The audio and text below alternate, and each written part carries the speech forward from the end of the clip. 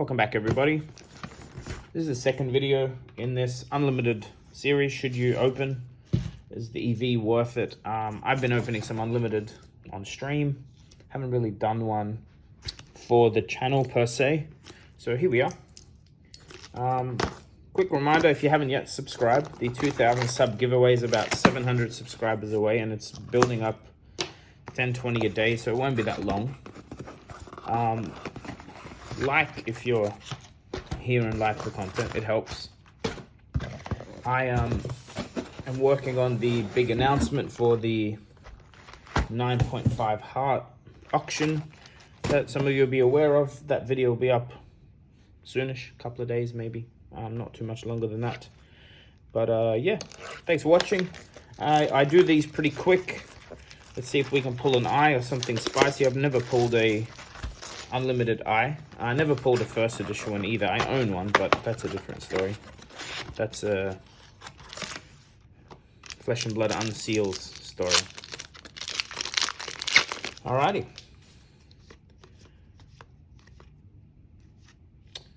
Five commons, rare, and a foil rare. Now, the lighting in here today is a little bit muggy. I think you guys will see it fine, but I'm going to struggle to see these foils, so we'll see what we can do. Also, there we go, 3 of a kind, Majestic number 1. So Arcane Rising has misprint. They're like smudged purple, so I'll be checking to see. It's only on the foils, and it's only specific cards, and hopefully I get to show you some of those. We'll see what happens. Super rare, rapid fire. A very good hit. Red foil Fate Foreseen is money. Anything generic foil and red seems to be money. So, you know, Sink Below Red is an example. Reverberate. I don't need much for my wizard, although I believe there's still some foil Majestics, foil super rares in this set that will come in handy if I hit them. Cadaverous Contraband. Foil Null Rune's good to get. They're fairly common, and people, I think they're only a couple of bucks, but for an unlimited foil common, they're probably some of the higher value ones. Lesson in Lava, super rare. Might need that for my deck. And Read the Runes. I'm pumped for Everfest's Arcane Rising heroes. There's a couple that need some love. Ranger being one of them. I believe Kano could use some love in the CC space. I think he's quite strong in skirmish, but in blitz, I should say. So it'd be interesting to see. Foil silver the tip. Be interesting to see what LSS are doing. So talking about LSS, there's the new armories next week. Index is such a cool card. Art and what it does, but it doesn't seem used or strong. Yeah, so LSS, we have the event coming up. So the new armory is coming up, which is the spoiler one that everyone's seen. I hope everyone's seen. Yellow Aether Flare. Right after that, a couple of weeks, 3 weeks in, there's the Australian Nationals. And right after that, I think a day later, or 2 days, or the day it ends, the Australian Nationals ends, the spoiler season for Everfest starts. So really, like 3 weeks into the new year, it's going to be quite spicy, seeing all the new content. I don't know. Okay, I'm skipping ahead here. I'm sorry. Rare. And a foil Spellblade Strike. So these purple cards are the ones to watch for with the Runeblade art. They can be very purple and smudged, it seems. Ooh. Foil equipment, we like to see it. Crown of Dichotomy, not huge money or anything, but you know, that would have been a cold foil, I guess, if it was first ed. Maybe that's why I get excited. Chains of Eminence, super rare. And a foil sturdy apron. It's Christmas Eve. I don't know exactly when I'll post this video, probably in the next 24 hours, regardless of it being Christmas Eve. I don't have big Christmas plans. Sydney's got some more COVID restrictions coming in, mainly to do with mask wearing and stuff, but it seems, look, I didn't have plans to be out, but I'm probably not going to be out much. Tome of the Arcane, super rare. The 4 super rares, 1 majestic so far. Getting to the end of the box, not disappointing in the slightest. Obviously, hoping to hit a legendary, at least 1 in the case. Foil majestics. There's, you know, Command and Conquer foil would be sick. Ooh, talking of the other Chase Majestic. I did not see that creep up. I was too busy looking at the Art of War, legit. Wow. Wow, okay. Wow. Box 1. Is it worth opening Arcane Rising or not? Sure is. If you're this lucky, Art of War and an Eye of Ophidia in 1 pack. Yeah, I wasn't even looking. I caught like a glimpse of something, but I wasn't expecting. You know what was happening? In my head, I was thinking, is CNC in Arcane Rising? That's what I was thinking. I don't want to look like an idiot. Is it? I think it is. I think it is. Let's see.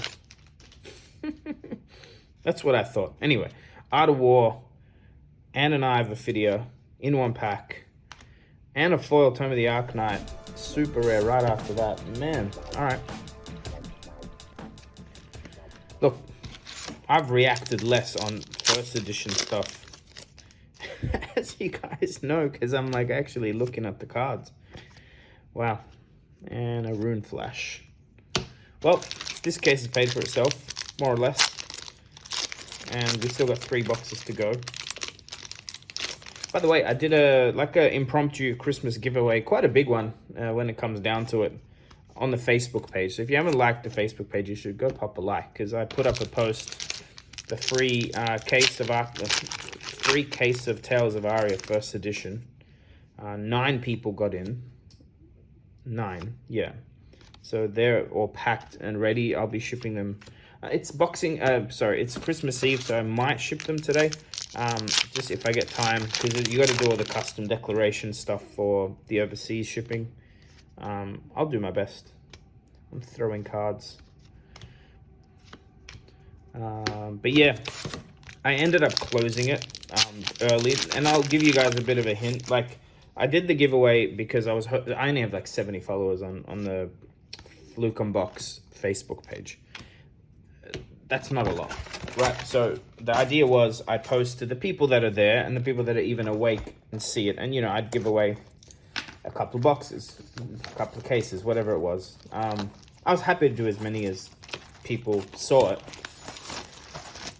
Someone decided to share the post, and then, like, I don't know, I guess maybe I should have thought through it, so it's my fault. But yeah, guys, if I'm doing a giveaway like that, like a YouTube giveaway is maybe different, but if I'm giving away just for people that comment in a 2-hour space, ideally don't try and bankrupt the guy giving free shit away, or at least ask if you can share it, because you're pretty much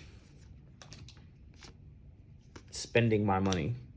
So obviously feel free to get one yourself, and maybe if you want to give me your friend's address, if that's what you want to do. But, you know, sharing it so more people come and get a free box is, I don't know, I guess the way I'm thinking, maybe I'm in the wrong, let me know. But it just felt like, guys, it's my wallet. I'm happy to spoil or like do a surprise giveaway for the couple of people that actually have me on Facebook. But you sharing it, it's like you doing the giveaway on my behalf is how it feels. Anyway, all I'm saying is if I'm doing a secret giveaway on Facebook, you should be there so that you can be a part of it. But also, I might call it secret next time. But just know that the Facebook ones are impromptu and they're for you if you're paying attention, not to be, you know. Anyway, tell your friends to jump on there. Obviously, I won't be doing cases of Tales of Aria again on there because there's probably going to be a lot more people watching out for giveaways, but there will be some spicy stuff. I am sending the cases out as like raw cases. I'm not double boxing them or anything, because I don't want people, as you know, if you watch this channel, I don't want people hoarding it, holding it. Please open the case when you get it. Open it with some friends. You got 4 boxes, maybe do a draft. Ideally, you're playing. Ideally, you're promoting the game. Forked Lightning. So yeah, that's the... I'm not like annoyed. It was obviously a misstep on my part, not stating some terms for the giveaway, but I only put it up in the morning for foil super rare. Not a very valuable one. I believe, I know one ninja in my local, he plays Katsu, I think, or Ira. He runs that in his deck. It's a bit like a, why am I having a mental blank of the Monarch card that gives you extra intellect? Nourishing Emptiness. That's the one. Speaking of, I did have ordered that playmat. I've won so many games with Nourishing Emptiness that I thought I should probably play on the playmat. Also, I should try and find... Is there a route playmat? Probably not, but if there is, I want one. I win a lot with that card. Red Fateful Scene is, I think, the top common in this set. Now, I had a thought today or yesterday. I'll pitch it to you guys again. Tell me what you think. I want to do some market update stuff. Mordred Tide, Majestic. The idea would be to like pull up some staple cards. The obvious one being Final Spring Tunic. And I want to mainly do this in Unlimited. I don't want to dive into first ed. The reason being, like, if you're going to talk about the game economy, I think it all hinges mainly off what cards are playable and what people are buying for decks. First and foremost. Everything else, I think, follows that. That's and you know, things like alpha hearts. There's not that much data out there to begin with to make videos about. So the point is, check every week for some of the staple Unlimited cards. Staples that are generics, like the Tunic, and staples that are like, you know, every ninja wants to play with. Let's say like a Mask of Momentum, or some people disagree that it's a staple, but most ninja decks, most deck techs will have a Mask of Momentum in it. That kind of thing. Sort of put 1 or 2 of the commons, you know, the obvious... Null-Rune Hood, just hiding in the back there. That's our rares. So things like Command and Conquer, Art of War, Nourishing Emptiness, E-Strike.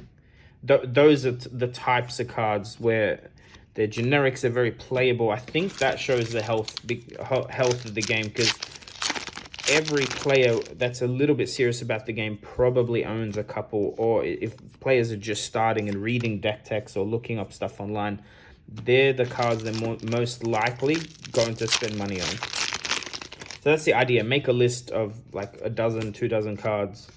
Do a... Man, is that the second? Yeah, it is. Second foil Tome of the Arknight. Cool. I'll take it. Not a bad card to hit, I don't think. But tell me what you guys think. If that's the type of, like a short form, this is the weekly update, how these cards are performing. Like just a second hardware. Just the same box. It's like the print run is exactly the same. Does that mean there's another eye? It's in a different order, but it's like the same print sheet coming back. And no, we didn't get a second eye. 0 to 60 foil. That's box 2 done. That's it. Love your opinion on that concept for a video series. I can do that weekly, I think. I don't want to do like a per set series, because I don't think anyone... I don't know. I don't think the set matters to players. I think it matters if you're holding like sealed product. I think that's what the set... Like if I was telling you how Tales of Aria cards are performing, it's like why would you care unless you want something specific? What I'd rather do is do some staples that aren't going anywhere. Like, I don't think Tunic is very replaceable as a card. So I don't run one on my Dorinthia, but I do have a Tunic for my Dorinthia if I'm playing CC, or if I'm not planning to block, or if I feel the game will go long, like against, I don't know if this is smart, by the way. Pursuit of knowledge and a foil Nullrune boots. Now I was chasing Nullrune boots for like a month, and now I just pulled one. Let me try and, there we go. What was I saying? Yeah, Tunic on a Dorinthia deck. Against Oldham. I don't know if it's a smart play, but I'll occasionally... I haven't won much against Oldham anyway, but... You know, if you're expecting Frostbites and expecting maybe a longer game, Tunic has some value even for my deck that has a Majestic chess piece that is probably the best card for me, bar none. But like Arcanite Skullcap is a staple. I use that on my deck, on my Dorinthia deck, in my Dorinthia deck as the headpiece. It'd be cool to see what happens to that with the reprint. And if there's any other reprints, my guess is no. My guess is we're not going to see Sea Strike and Art of War and Command and Conquer reprinted just yet. I think there's plenty on the market, just a little bit pricey, which sucks, I know. Let's dive into that for a bit. I really dislike this wave of like Let's Play Commoner going on. We don't have it much in Australia, so that's good. Seeing content, like, to simplify, if you're like going through all this effort to create formats that the people that made the game don't support, a couple of things happen. One is I feel like people will spend less money on the game, because like if you're playing Commoner, why would you buy boxes that have Majestics and Rares in them, right? Common cards you can nearly...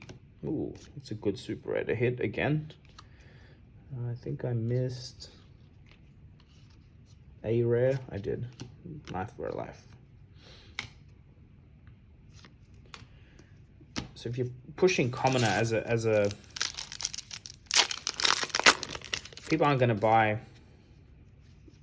They're not going to buy or invest in the game or spend money with LSS the way LSS would like them to. Second, ooh, foil Lesson in Lava. That's a nice hit. Very spicy. I think I'll keep that to the side to go into my Kano deck that I'm still working on. So you're not supporting LSS, is what I'm saying. It's completely, you know, people can get their bulk common cards for free. I give them out for free if people want them. So you're doing that. Second, they're not learning the game and the mechanics the way the game's intended to be learned. So there's a whole balancing thing that I doubt anyone playing Commoner or pushing the Commoner format is any sort of an expert in, like the balancing part and what cards you maybe should ban. Because there's some really overpowered generics, by the way. There's very overpowered commons. Legendaries are not where the power creep necessarily is all the time. Second, you're not helping your LGSs, because no one's going to turn up to, you know, the normal armory events that LSS put prize support in. And I don't think you're allowed to run your armory event as a Commoner event. If people are doing that, they, you know, shouldn't be. Whatever, they can do whatever they like. I don't care. But what I'm saying is there's certain formats that LSS have where you get promos, where you get prize support. So playing in Australia, and I think this is sort of global, we pay $10 to $15 entry. We get the promos that LSS do, which like right now is the Christmas ones, which are quite valuable. You can sell them, sell the baubles for more than your entry. Like if you get one bauble, it's probably your entry covered. But that's from LSS, so most of our stores also give us 1 or 2 booster packs. I mean, I don't understand the logic of like the game's too expensive or something, because no one said you have to play the top tier deck or with every legendary. Most of our new... Ooh, there we go. Hey, Command and Conquer is an Arcane, I told you. We've hit everything in this case so far that we'd want to hit. You go play games. Like, where you're supposed to start is if you're broke. Hopefully get yourself a free Ira deck, right? Then, you know, the thing is, if you're broke and can't even afford the entry to one event at your LGS, like, I would argue that you shouldn't be getting into a card game at all and work out your finances. Because it's not a super expensive hobby to enter. You can get a free Ira deck. Another Majestic. Free Ira deck, probably, like, you know, in our friend group, we're pretty much, you know, someone needs a couple of rares or something for a deck they're missing. No one's paying for those. Like, we're pretty much helping people out. You know, I personally give away whatever, Majestics, whatever. Someone's putting it into their deck. If it's an expensive card, I'm not selling it to them for what it retails for. I'm usually selling it for like 50% of what it retails for. As long as I see them sleeve it and shuffle it in, I don't care. My point is, like, the game's designed a certain way. I don't think it's prohibitively expensive, but if it is, you don't need to buy everything. You start by playing with an Ira deck, then go to a couple of events where your entry is covered by the prizes. So you go to an armory event, you come last, right? Still get a pack or two, hopefully, if your LGS are doing the right thing. You're supposed to get a chance to get the playmat, and, you know, for me personally, I'll go to an LGS that only has 3 or 4 players at the particular night when I go. The chance of winning the mat's very high. I've won 3 of the Christmas mats in random draws and given them away. So here's what I'm saying. You go, and hopefully after a couple of weeks, you've won a mat and you've got like 10 packs. Open the packs. Eventually, you will pull a legendary and a fabled. Just play. Just collect. Like, that's the whole point. You don't need to spend a fortune. You don't need to build your deck fully in the first instance. Just get rounds in. Get into a friend group or talk to the local players. Maybe they will, and literally ask them, say, look, I don't have a lot of money. I need this for my deck. Can someone sell it to me or trade it to me, like, lower the market? A lot of players will. But you don't even need other players. The system is designed that you're pretty much getting cards as you go. You don't have to buy cases. You don't have to buy singles. You get prize packs and you open them, and then you slowly build. So again, in Australia, some people trade their packs in, or they prefer store credit. There we go, another Arcane Ascendancy. Which obviously, if you build up store credit and your store sells singles, you'll eventually have enough money for any card you want. Some shops allow us to choose what unlimited packs we get. Tome of Aether. When is this? What is this? No, we haven't got one of these yet.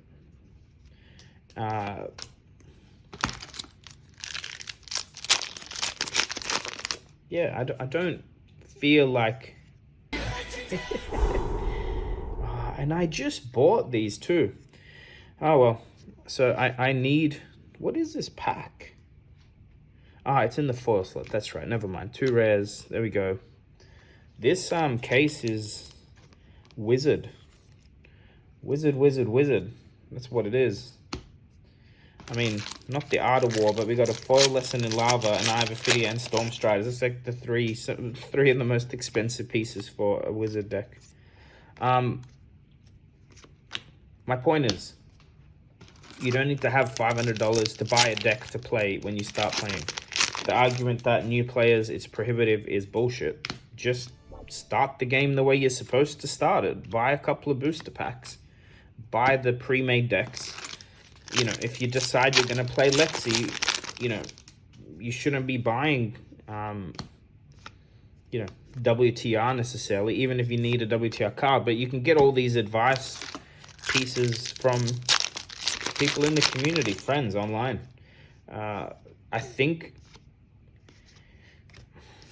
Anyway, I'm rambling. I don't think the game's too expensive to play.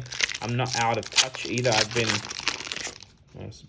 recent memory, I was broke. I can remember being broke. It's not, you know, if you're broke, you shouldn't be getting into a new expensive hobby, or adding a hobby for that matter. again, focus on your finances. If you are focused on your finances, but you're trying to be smart about it and you're saving for a wedding, and I'm not trying to insult people that don't have money, go slow. Play your events. Play online armories. Play TTS games. Well, not TTS, but definitely Braces of Belief, another foil equipment. Like, play webcam games if you don't want to pay for armory fees. I really don't. I think become the Arc Knight super rare. I just don't think common is the answer for anything. The game's too young, like card pool wise, to need it or to warrant it or to make it like a good. Here's my guess: if you got top player in the world, built a commoner deck and came to your event, no one's winning. If someone can theory craft and figure out the maths behind a lot of that stuff, I think in commoner you can build stuff that's unbeatable. So I don't think that's fun either. My 2 cents. Also, I noticed a lot of push for PvE. Like, I'm pumped if they do PvE and do it correctly. It'd be sick to have XP rewards and random loot and gold foils. You know, 1 in 1,000 people get a gold foil for killing the boss. It'd be sick doing that type of thing. But again, I noticed this like whole push core for this like unofficial PvE format because people are a little impatient. And then I noticed on Reddit someone called it an official. Like, they used the word official, and I mean, I don't get triggered, but I think there were a few people that were triggered by that wording.